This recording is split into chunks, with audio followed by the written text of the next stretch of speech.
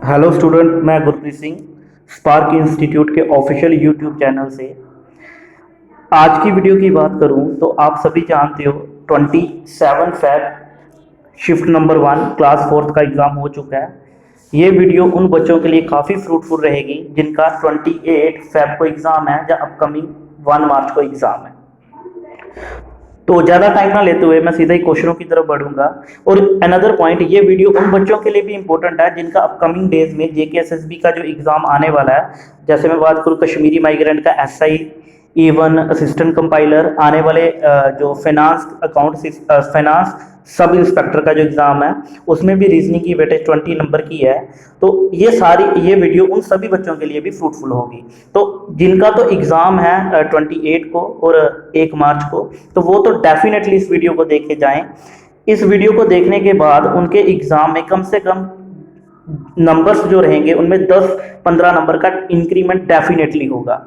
और हमारे यहाँ जितने भी बैचेस चले थे जो आज का पेपर आया तो इनमें 90+ क्वेश्चन जो है 90+ क्वेश्चन एज इट हमने क्लास में करवा रखे थे। ठीक है जी, और बाकी क्वेश्चन भी करवा रखे थे, बाकी में स्टूडेंट की प्रैक्टिस रहती है जी। तो चलते हैं जी क्वेश्चनों की तरफ ज़्यादा टाइम ना लेते हुए। तो आज की शिफ्ट की बात करूं तो सबसे पहला क्वेश्चन देखिए। अगेन टोटल 4 सेट हुए थे ए बी सी डी। हर एक स्टूडेंट की अगर मैं सेट की बात करूं तो उनमें क्वेश्चन जो है वो जंबल हुए होंगे, बट क्वेश्चन यही थे हर एक शिफ्ट में, सॉरी हर एक सेट में।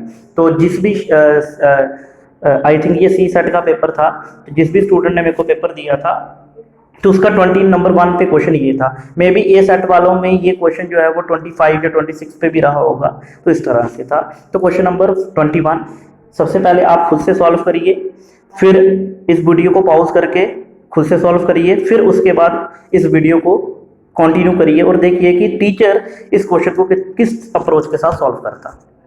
तो देखिए, फर्स्टली आपको कभी सबसे पहले यही पॉइंट पढ़ना होता है। इसमें क्या, सबसे पहले आपको क्वेश्चन पढ़ना होता है। इस क्वेश्चन के बेस पे आपको एग्जामिनर ने क्या कहा, बताओ क्या रिलेशन रहा होगा, how is L related to O. तो इस क्वेश्चन में देखिए फर्स्ट पॉइंट, इस क्वेश्चन में फर्स्ट पॉइंट समझिए, ओ परसेंटेज आर, हमने इसको कंपेयर किया इससे, तो सेंस क्या बनी, O is father of R. इसमें मैं बेसिक नहीं बताऊंगा, जो भी स्टूडेंट मेरे से पढ़ रखे हैं या जिन्होंने कभी तैयारी की है तो उनको पता होगा कि ये एरो का मतलब क्या है। नेक्स्ट है जी आर माइनस एम, तो आर माइनस एम से कंपेयर किया यहाँ पे, तो सेंस क्या बनी, R is brother of M. और अगली सेंस क्या, एम स्टार एल, तो इससे कंपेयर किया तो सेंस क्या बनी, M is mother of L. तो यहाँ क्वेश्चन है हमें क्या पूछा एग्जामिनर ने, how is L related to O. देखो जी, अगर मैं एल की बात करूँ तो एल जो है इस केस में या तो बन रहा होगा ग्रैंड सन या तो ग्रैंड डॉटर, बट ऑप्शन में हमें मिला ग्रैंड चाइल्ड। तो इस क्वेश्चन का राइट आंसर क्या था, ऑप्शन नंबर ए। चलिए क्वेश्चन नंबर 2 की तरफ। हाँ, एक बार खुद से ट्राई करिए। देखिए क्वेश्चन में जिन बच्चों ने हमसे पढ़ रखा है उनको एक बात का क्लियर है कि क्वेश्चन को करने से पहले हमेशा उसकी डिमांड पढ़िए। और डिमांड में क्या, in which direction is her home from her office. तो आप जानते हो ये जो क्वेश्चन है ये कहाँ से है, स्टार्टिंग टू डेस्टिनेशन की डायरेक्शन पूछी है। तो इसके लिए जो ट्रिक होता है वो क्या होता है जी, NES और W। तो जल्दी से देखिए इस क्वेश्चन का। सबसे पहले अंकिता जो है वो 7 मीटर साउथ की तरफ चलती है, तो साउथ के नीचे 7 लिखना होगा। देन उसने क्या किया, then she pick up her friend, then take right turn और 3 मीटर। तो साउथ का आप सभी जानते हो राइट जो है वो इस तरफ होगा और ये 3 किलोमीटर चली। Then she take another right, तो इस वेस्ट का जो राइट होगा वो नॉर्थ होगा और कितना चल देगी, 15 किलोमीटर। देन उसके बाद अगेन राइट और 11 किलोमीटर। तो सबसे पहले हमें ट्रिक में क्या करना होता है, इसकी जो वैल्यू है उसको साइन करना होता है। अब आप ये बात जानते हो यहाँ पे हमें डायरेक्शन निकालनी है ना कि डिस्टेंस निकालना है। तो आप अगेन एक पॉइंट को समझिए कि सर नॉर्थ और साउथ को कंपेयर करके क्या आएगा, नॉर्थ आएगा, और ईस्ट और वेस्ट को कंपेयर करके क्या आएगा, दोनों में बड़ी साइड कौन सी है, ईस्ट की, तो ईस्ट आएगा। तो फाइनल जो आंसर होगा वो होगा नॉर्थ ईस्ट। तो ये बच्चे वो समझ पाए होंगे जिन्होंने हमसे पढ़ा है या जिन्होंने जो इस अप्रोच को जानते होंगे। तो इस क्वेश्चन का आंसर था ऑप्शन नंबर डी। नेक्स्ट देखिए, इस क्वेश्चन में क्या रख रखा है, उसने कहा फाइंड दी। इस क्वेश्चन में क्या कि वो वाली फिगर हमें देखनी है जो अलग है इनमें से। तो आप सभी देख रहे हो कि ऑप्शन नंबर ए में जो फिगर है इसमें क्या कि लेफ्ट साइड पे एरो है ऑप्शन नंबर बी में जब ये नीचे को देखेगा तो ये भी इसका लेफ्ट साइड है। अगर मैं ऑप्शन नंबर सी की बात करूँ तो ये भी इसकी लेफ्ट साइड है, बट ऑप्शन नंबर डी में क्या है इसकी राइट साइड। तो देखो हर एरो जो है वो हर एक एंड के लेफ्ट में मिल रहा है, बट इस क्वेश्चन में हमें कहाँ मिल रहा है, राइट पे। तो इस क्वेश्चन का आंसर होगा ऑप्शन नंबर डी। नेक्स्ट देखिए अगेन डायरेक्शन का, जैसे मैंने क्लास में बता भी रखा था, मिनिमम 2 क्वेश्चन और मैक्सिमम 3 क्वेश्चन। तो अगेन इसने क्या कहा, in which direction is Ajay from his house. तो ये भी स्टार्टिंग टू डेस्टिनेशन का क्वेश्चन है, तो अगेन NESW लगाएंगे। देखो जिन्होंने अभी सेकंड किया ये क्वेश्चन फिर से करिए, आप खुद से कर पाओगे। सबसे पहले उसने कहा कि कोई एक पर्सन है, एक सेकेंड, हाँ कोई एक पर्सन है वो बाईसाइकिल पे चलता है 2 किलोमीटर वेस्ट, तो वेस्ट के नीचे 2 लिखेंगे। He left and 3 kilometre left इस तरफ होगा, then again he turn left and 4 kilometre. कहता know in which direction is he from starting point. तो आपको पता नॉर्थ में तो 0 होगा, तो नॉर्थ और साउथ में बड़ी साइड कौन सी आई, साउथ आई। ईस्ट और वेस्ट में ईस्ट आई, तो फाइनल आंसर क्या होगा, साउथ ईस्ट। क्लियर जी। मैं यहाँ पे बेसिक नहीं करवा रहा, सीधा अप्रोच पेपर में हमें चीज़ों को कैसे सॉल्व करना होगा उसके बाद कर रहा हूँ। तो ये क्वेश्चन देखिए नंबर सीरीज का क्वेश्चन है, क्वेश्चन नंबर 25। ये अल्टरनेटिव सीरीज का था, जिन बच्चों को पढ़ा रखा है देखो जी 85 के नीचे 75, 75 के नीचे 65 होगा, और जिस बच्चे से शिफ्ट लिया उसने भी 65 ही लगाया था इसका आंसर। नेक्स्ट देखिए जल्दी से, शाबाश। ये क्वेश्चन कौन सा है, ये रैपिडली इंक्रीज वाला क्वेश्चन है। देखो रैपिडली इंक्रीज कहाँ से हुआ, 24 से। जिन्होंने पढ़ रखा उनको पता होगा ये रैपिडली इंक्रीज है। तो लॉजिक क्या था, 10 का 11 बनने का मतलब क्या है, 10 का 11 बनने का मतलब क्या, मल्टीप्लाई 1 प्लस 1। अगली बार 11 का 24 बनने का मतलब क्या, मल्टीप्लाई 2 प्लस 2। अगली बार 24 का 75 बनने का मतलब क्या है, 24 का 75 बनने का मतलब क्या, मल्टीप्लाई 3 प्लस 3। तो 75 आया, और 75 से अगली वैल्यू क्या बनेगी, मल्टीप्लाई 4 प्लस 4। तो 75 इंटू 4 करिए तो 300 होगा, 300 में 4 जोड़ने पे 304 इस क्वेश्चन का सही आंसर होगा। चलिए नेक्स्ट अगेन अल्टरनेटिव सीरीज का देखिए, ये क्वेश्चन में क्या है, 2 के बाद 6 के बाद 10, 10 के बाद 14, 18 और 22। मैं यहाँ डिटेल में डिस्कस नहीं करूंगा, मैं पेपर के अकॉर्डिंग अप्रोच देख रहा हूँ। तो आपको पता है ये अल्टरनेटिव सीरीज है, तो इसमें आपको देखना क्या था, 3 के बाद 7 कितना डिफरेंस, 4 का। 7 के बाद 11 तो 4 का, 11 के बाद 15 तो 4 का, 15 के बाद 19 तो 4 का, 19 के बाद क्या आएगा, 23 ही आएगा। तो ऑप्शन नंबर डी, इस केस में आंसर होगा option number D. Next question देखिए, हाँ ब्लड रिलेशन का पॉइंटिंग वाला क्वेश्चन, जैसे बार बार बताया जाता है, ये केसेस भी पॉइंटिंग के ऊपर क्वेश्चन पूछता है। तो इस क्वेश्चन में आपको पता है कि ऑफ पे क्वेश्चन आया तो डिवाइड होगा 1 और 2। मैं अप्रोच पे ही बात करूंगा। तो देखो अप्रोच ने क्या कहा, रूपा की मदर इन लॉ, तो रूपा है कोई, रूपा की मदर इन लॉ कौन होगी, यही पोजीशन होगी। रूपा की मदर इन लॉ क्या यही पोजीशन होगी। मदर इन लॉ का क्या, only son, mother in law का एक चाइल्ड आ रहा है और ये कौन है, ओनली सन, और इसका नाम क्या है जी, ऋषि। इसका नाम क्या है, ऋषि। अगली बार ने क्या कहा, ऑफ का मतलब क्या होता है, का। तो इस लैंग्वेज को आपने रिलेट करना है इससे, इसका, ये जो लैंग्वेज सॉल्व किया हमने, इसका कौन है, राजन सन। तो इसका कौन आया, राजन सन। और क्वेश्चन हमें क्या पूछा, how is Rishi related to Rajan. तो बताओ ऋषि क्या लग रहा है, राजन का, तो ऋषि इस केस में फादर बन जाएगा। Next question, question number 29। देखिए इसमें क्या है, हमें फिगर दे रखी है, यहाँ पे पूछा कि कौन सी इमेज आएगी ABCD के केस में। तो फर्स्ट देखिए, सबसे पहले जो इस केस में एरो है वो आपको इस तरफ दिखाई दे रहा है। इस केस में एरो जो है वो 90 डिग्री जो है, इस केस में एरो जो है वो 90 डिग्री एंटी क्लॉकवाइज हो गया, अगेन 90 डिग्री एंटी क्लॉकवाइज। और अगली बार किधर जाएगा, यही एरो यहाँ पे आएगा। तो कौन सी इमेज में आपको एरो यहाँ दिख रहा है, सी ऑप्शन में, तो आंसर सी। तो जिस बच्चे ने भी सी लगा रखा था। चलिए आगे, तो मैंने जैसे बार बार बताया ये क्वेश्चन कोडिंग डिकोडिंग के चैप्टर से रहता है। इफ दिस इज कॉल्ड और मीन्स के क्वेश्चन, अभी हमने जो टेस्ट भी लिया, बच्चों के 5 मॉक भी कंडक्ट किए थे, तो उसमें हर एक शिफ्ट में ऐसा क्वेश्चन हम भी देते थे। तो क्वेश्चन ने क्या कहा, if this is called this, आपको सीधा पढ़ना व्हाट इज रोज। और आप सभी जानते हो रोज क्या होता है, फ्लावर होता है। और कॉल्ड के केस में कौन सा आंसर होता है जी, नेक्स्ट स्टेप। तो इसका राइट आंसर फ्लावर का क्या आना था, जेलीफिश। तो राइट आंसर इज बी। चलिए आगे, हाँ ये क्वेश्चन काफी इजी था।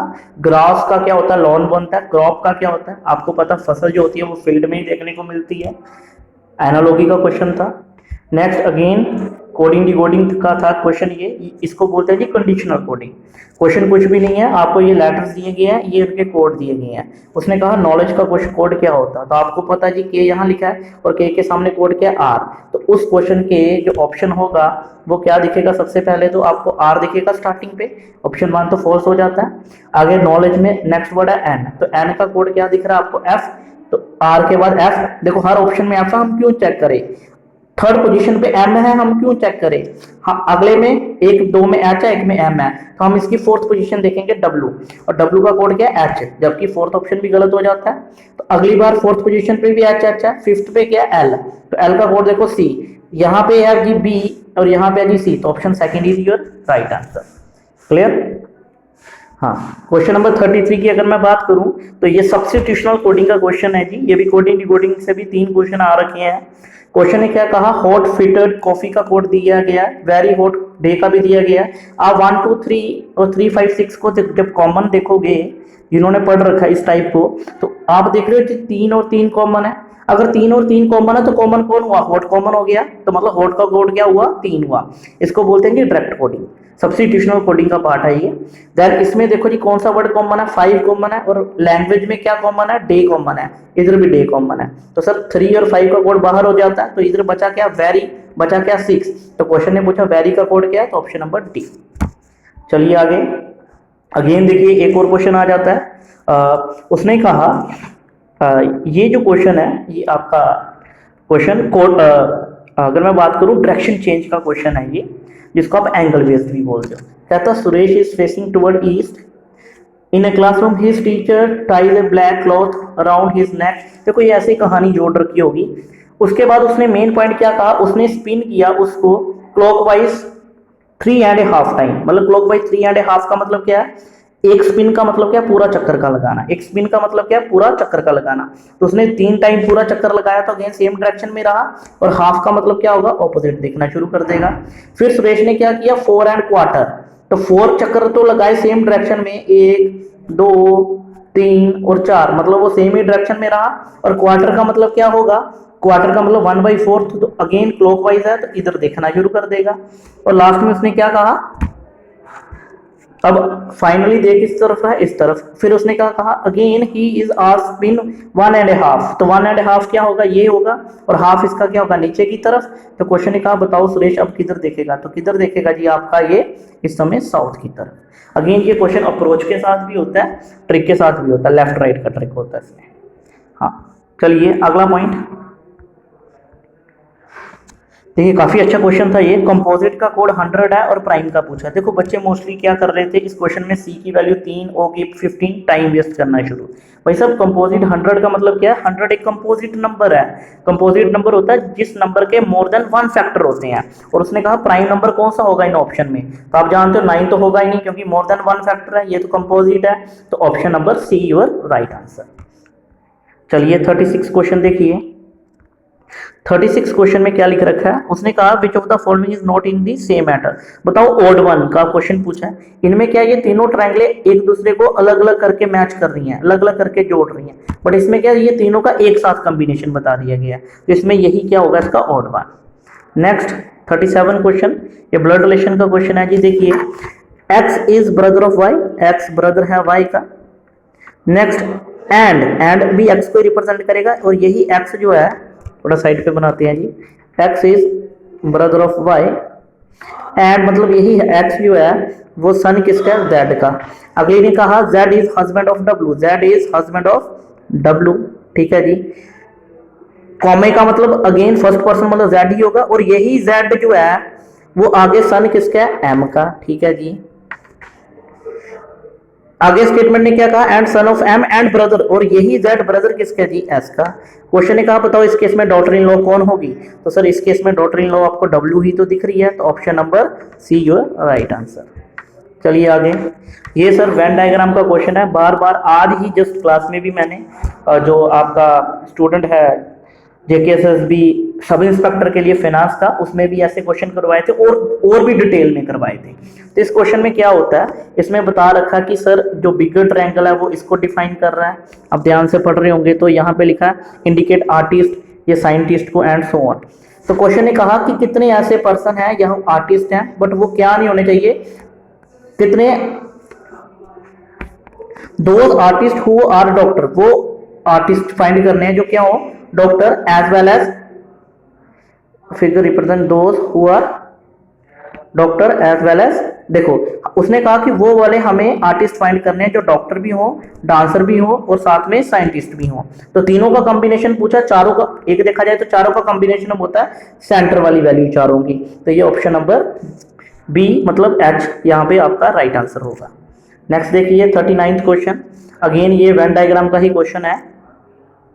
इस क्वेश्चन ने क्या कहा कि सर आपको वैल्यू दे रखी है एजुकेटेड कंप्यूटर की, दिस की, दिस की। कहता हमें इस केस में एजुकेटेड कंप्यूटर निकालने हैं, बट वो क्या नहीं होने चाहिए, ग्रेजुएट नहीं होने चाहिए, और साथ में क्या नहीं होने चाहिए, this no rule regulation of office नहीं होने चाहिए। तो आपको पता कि उसने कहा कि ये सारी चीजें नहीं होनी चाहिए थी, तो फिर कौन सी वैल्यू बची, ए ही बची, जो कि ऑप्शन नंबर ए में लिख रखा था। नेक्स्ट देखिए,